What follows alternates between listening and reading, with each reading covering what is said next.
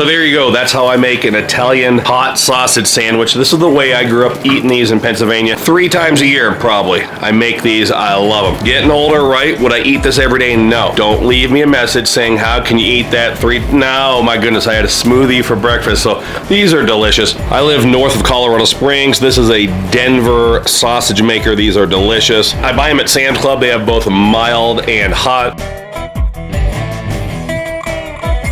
These are the Sam's or regular white hoagie rolls. I've showed you these in a lot of videos over the years. Sam's has 3 sizes, a tiny little slider size, this size, and then like a huge size. They are delicious. If you want a good bakery fresh hoagie roll, but you live out here in Colorado or Los Angeles, whatever, you don't live out there by these famous East Coast bakeries, you can do it. Sam's Club, man, these are the best. Other than that, just control that temperature. Turn the temperature down. You need to flip the sausages. If you think they're getting burned, turn a burner or 2 off. You saw that I moved the onions and the bell peppers over to the side.